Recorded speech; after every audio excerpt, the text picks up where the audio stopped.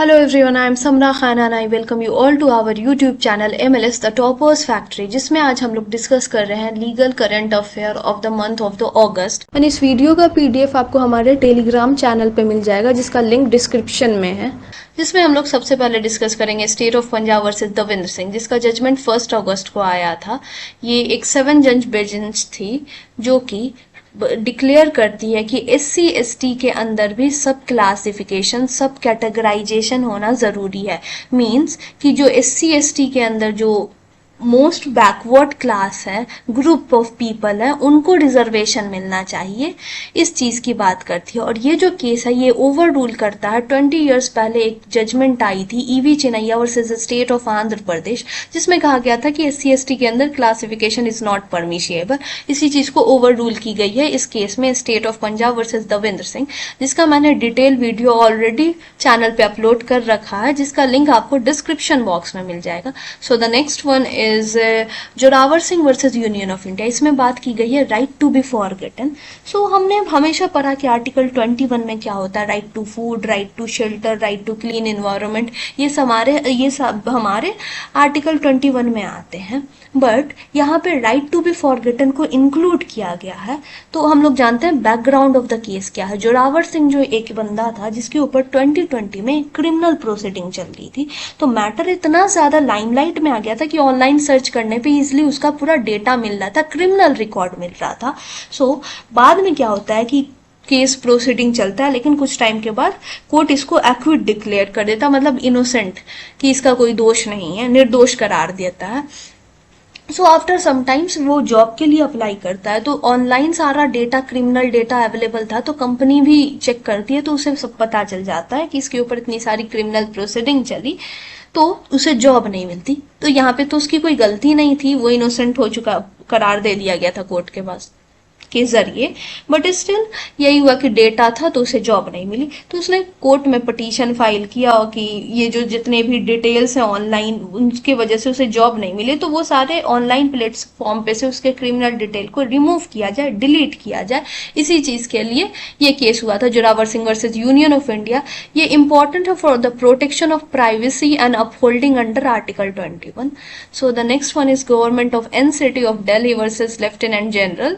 इसमें क्या होता है कि लेफ्टिनेंट जनरल के पास पूरी पावर दिया जाता है कि वो नॉमिनेट कर सकता है एल्डरमैन को बिना किसी भी कंसल्टेशन के Delhi government council of minister के। सो यहाँ पे एक वर्ड है एल्डरमैन। एल्डरमैन का मतलब होता है mayor, the head of the municipal corporation को बोलते हैं एल्डरमैन। तो यही बात है कि सुप्रीम कोर्ट ने रूल किया कि लेफ्टिनेंट जनरल जो है दिल्ली के, वो नॉमिनेट कर सकते हैं एल्डरमैन को बिना कंसल्ट किए दिल्ली गवर्नमेंट के काउंसिल ऑफ मिनिस्टर को। ये सेक्शन 3 ऑफ DMC, मतलब दिल्ली म्युनिसिपल कॉरपोरेशन 1957 के एक्ट में ये बात कही है कि लेफ्टिनेंट जनरल के पास एक्सप्लिट पावर है कि वो नॉमिनेट करे एल्डरमैन को बिना कंसल्टेशन किए हुए काउंसिल ऑफ मिनिस्टर के। So the next one is Manish Sisodia versus directorate of enforcement and another. इसमें क्या होता है कि मनीष सिसोदिया को बेल मिलती है क्योंकि उनका ट्रायल बहुत ज्यादा डिले हो रहा था। इस बेसिस पे उन्हें मिलता है बेल, क्योंकि यहाँ पे ना right to be speedy trial, हमारा एक फंडामेंटल राइट है, right to be speedy trial. Right to be speedy trial का कॉन्सेप्ट जो आया वो हमारे हुसैनरा खातून वर्सेस स्टेट ऑफ बिहार के केस के जजमेंट से आया। ये भी बहुत important. So the background of the case कि मनीष सिसोदिया जो कि फॉर्मर डिप्टी CM दिल्ली के रह चुके हैं और आम आदमी पार्टी के भी लीडर हैं, तो इनके ऊपर जो केस था कि उनके ऊपर एक्यूज थे कि एक्साइज पॉलिसी एक स्कैम के उस पर, तो इनको मतलब बेल नहीं मिल रही थी। तो अब जाके इन्हें बेल मिली, और यही सब था कि इसमें सुप्रीम कोर्ट ने एक लाइन भी कही, the bail should be rule not imprisonment, कि बेल देना ही ज्यादा मतलब रूल होता है, ना कि इम्प्रीजमेंट किसी को देना। यही चीज इसमें कही गई थी और इन्हें अब बेल मिल गई। यही उसके बाद से। सो the next one is Gautam Kumar versus NCT of Delhi. इसमें क्या होता है कि एक अपिलेंट जो था गौतम कुमार, जो कि जिसकी वाइफ की डेथ हो गई थी कोविड में, तो इनके 2 बच्चे थे। तो ये अपने सिस्टर इन लॉ को, मतलब कि बच्चे अपनी मासी के साथ रहते थे। तो बाद में जब इसने गौतम कुमार ने मांगा बच्चे को कि कस्टडी में लेने के लिए, तो उसकी मासी ने बच्चों की मना कर दिया। तो सुप्रीम कोर्ट ने इस चीज में डिक्लेयर किया कि फादर की appeal ruling that the natural guardian can not be deny custody of a child. तो नेचुरल गार्जियन जो बच्चे को होते हैं वो उनको डिनाई नहीं किया जा सकता कस्टडी से, क्योंकि कुछ टाइम के लिए किसी और ने टेक केयर किया। तो इस बेसिस पे उसके जो बच्चे के नेचुरल गार्जियन है उसको उसकी कस्टडी को डिले नहीं किया जा सकता, मतलब कि खारिज डिनाई नहीं किया जा सकता है। Court emphasize that the custody decision should not be based solely who look the children temporary. और कोर्ट ने ये चीज कही कि उस बेसिस पे नहीं हम लोग की कस्टडी डिक्लेयर होगी कि कुछ टाइम के लिए किसी ने, थोड़े समय के लिए किसी ने टेक केयर किया। जो नेचुरल गार्जियन होगा वही उसका मतलब उसी को कस्टडी जाएगी, यही चीज इसमें कहा गया। और यहाँ पे फादर को ही उसकी कस्टडी बच्चे की मिलती है, यही चीज इसमें है। Gautam Kumar versus university of Delhi. So the next one is Surguja society for fast justice versus election commission of India. इसमें क्या होता है, सरगुजा सोसाइटी जो कि पिटिशनर होता है, Surguja society for fast justice, ये एक मैंडमस की रिट फाइल करता है। मैंडमस का मतलब वी कमांड।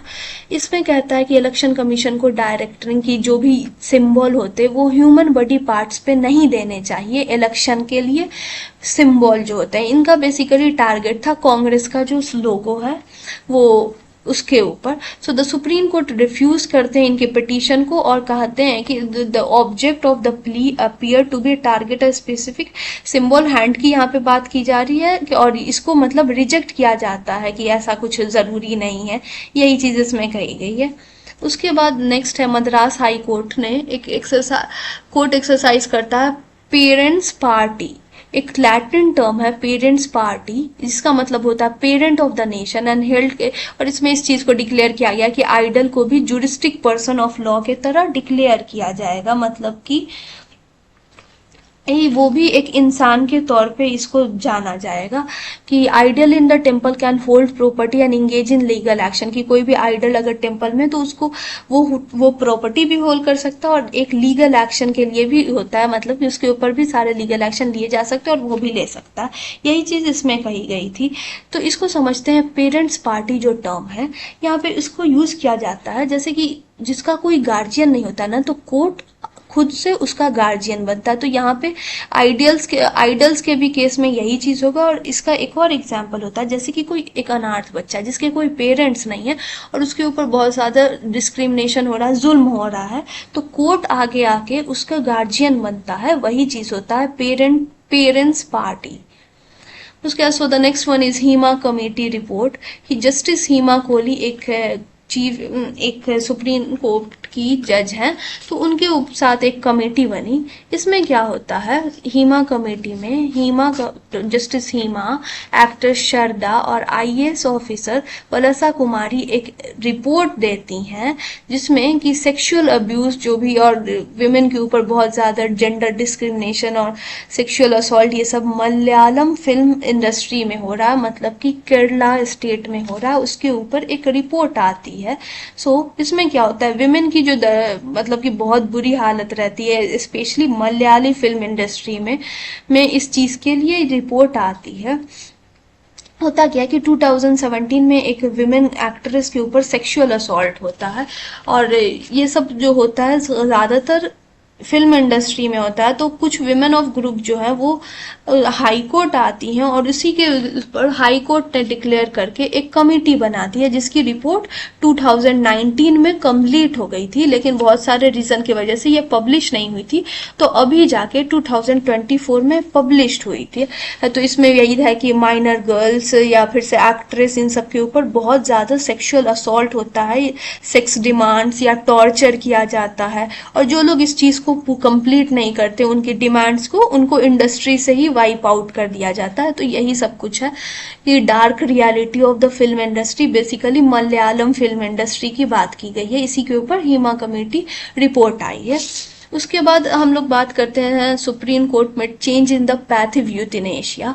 तो पैथिव यूथनेशिया का जो कॉन्सेप्ट है वो हमारे इंडिया में है। सो यूथनेशिया मीन्स किलिंग होगा, तो वो दो तरह से दी जाती है, एक होता है एक्टिव यूथनेशिया और एक होता है पैसिव यूथनेशिया।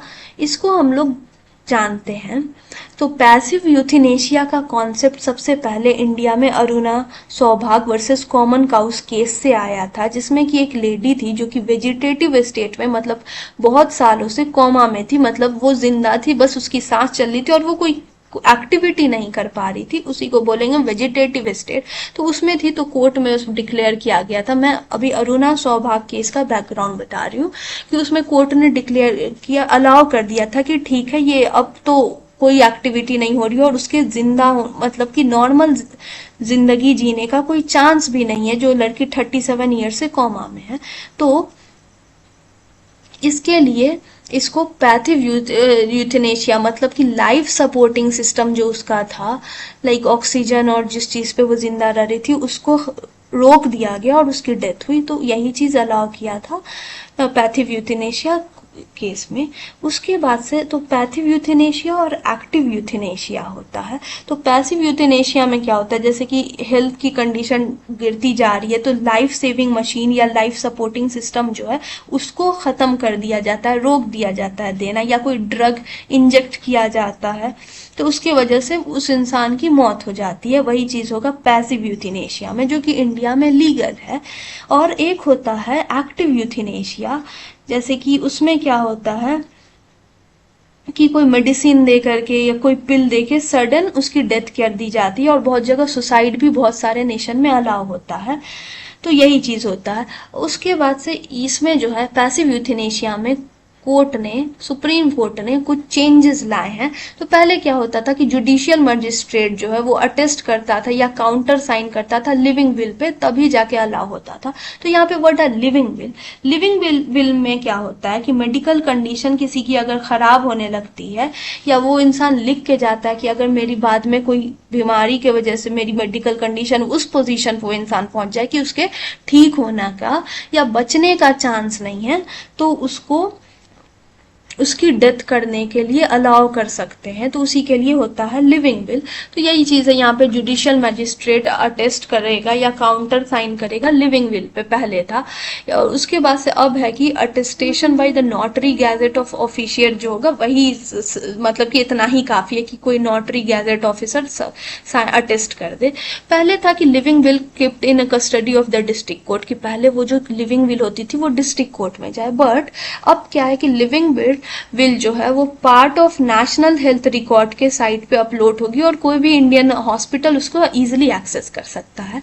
उसके बाद पहले एक और प्रोविजन था कि प्राइमरी बोर्ड थी, जिसमें कि 4 एक्सपर्ट जो थे ना अलग अलग डिपार्टमेंट से आके अपना ओपिनियन देते थे, और उनका जो है मेडिकल एक्सपीरियंस 20 ईयर्स तक का होना चाहिए। सो द मेडिकल एक्सपर्ट जो होंगे 4, वो अलग अलग फील्ड से, जैसे कि कोई कार्डियोलॉजिस्ट होगा, कोई न्यूरोलॉजिस्ट होगा, कोई ऑर्थोपेडिक, मतलब अलग अलग डिपार्टमेंट से आएंगे, तो वैसा होना था। लेकिन अब प्राइमरी बोर्ड में 3 डॉक्टर कर दिया गया है, जिसमें से कि इंक्लूडिंग अ ट्रीटिंग फिजिशियन, जो कि उसका इलाज कर रहा है वो फिजिशियन, और 2 अदर कोई और रहेंगे जिनके पास 5 साल का एक्सपीरियंस काफी है, उतना ही। इस यही बात कही गई है कि अब जो चेंजेस आए हैं पैसिव यूथनेशिया में। उसके बाद so the next one is Vanshika Yadav versus Union of India and others. Vanshika Yadav versus Union of India, ये नीट यूजी में जो स्कैम हुआ है उसके ऊपर है। So the several petition was filed by the NEET UG against UG 2024 exam, जिसमें कि बहुत सारे लोगों ने पिटिशन फाइल किया, इंक्लूडिंग अलग पांडे सर, फिजिक्स वाला सर है ना, उनके बारे में है कि ये जो हुआ एग्जाम में पेपर लीक हुआ, माल प्रैक्टिस हुई, तो इसकी वजह से एग्जाम को कैंसिल किया जाए, इसके लिए पिटीशन फाइल की गई थी। लेकिन सुप्रीम कोर्ट ने इसे डिक्लेयर किया कि कोई भी सिस्टमैटिक ब्रीच ऑफ सैंक्टिटी नहीं हुई है नीट यूजी 2024 के एग्जाम में। कुछ जगह पे लिमिटेड चीटिंग लीक हुआ है, लाइक पटना और हजारीबाग सेंटर पे, और इसकी वजह से the exams result was not विटिलेटेड, यही बात इसमें गई थी, vitiated. The Supreme Court directed the union government, और सुप्रीम कोर्ट डायरेक्ट करता है यूनियन गवर्नमेंट को और एनटीए को, नेशनल टेस्टिंग एजेंसी को, कि कमिटी बनाई जाए कि इंटीग्रिटी ऑफ फ्यूचर एग्जाम को इंश्योर किया जाए। और यही बात कही गई इसमें कि यूनिट यूजी 2024 का जो एग्जाम हुआ उसमें कोई भी स्कैन नहीं हुआ, कोई भी पेपर लीक नहीं हुआ, कुछ नहीं हुआ, सब चीज सही था और एग्जाम कैंसिल नहीं होगा।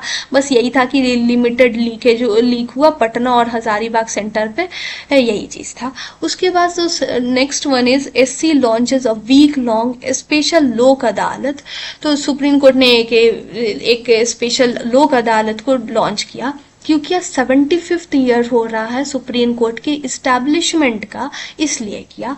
ये क्यों किया गया कि to tackle the backlog of cases, कि बहुत सारे जो कि बैकलॉग केसेस हैं उनके लिए। सो द वर्ड है लोक अदालत। लोक अदालत का क्या मतलब होता है? वही पीपुल कोर्ट।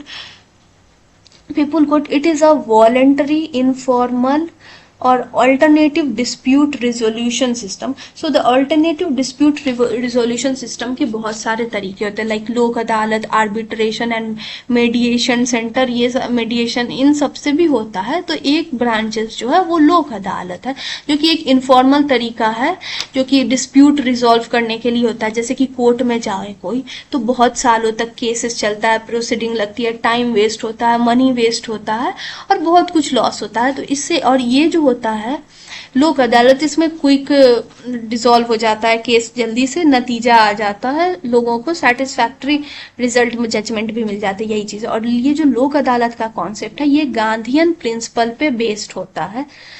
उसके बाद so the next one is Arun Dhavan and organisation versus Union of India.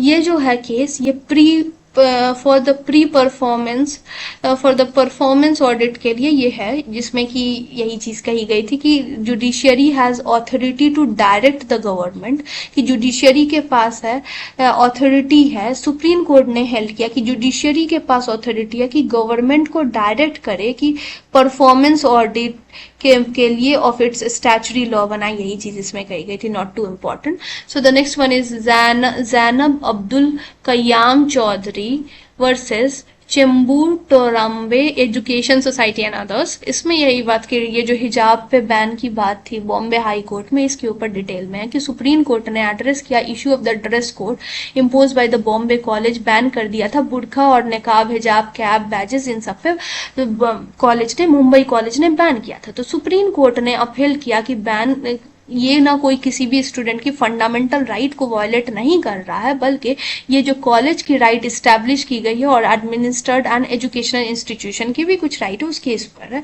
सो बाद में सुप्रीम कोर्ट ने बैन किया, स्टे किया कि ठीक है हिजाब, कैप और बैजेस अलाउ किया जाएगा स्टूडेंट को, लेकिन उसने refuse to stay the ban, बुरखा और निकाब को रिफ्यूज किया कि नहीं ये जरूरी नहीं है, ये रिस्ट्रिक्शन रिमेन रहेगी। तो कुछ चीजों को उसने बैन किए, जो बैन था उसको हटाया और कुछ पेरा, मतलब कि हिजाब, कैप और बैजेस को अलाउ किया गया है अभी, और बुरखा और नकाब को अभी भी कहा गया है कि इट्स नॉट नेसेसरी, ये किसी की भी फंडामेंटल राइट को वायलेट नहीं कर रहा है, यही बात इसमें कही गई है।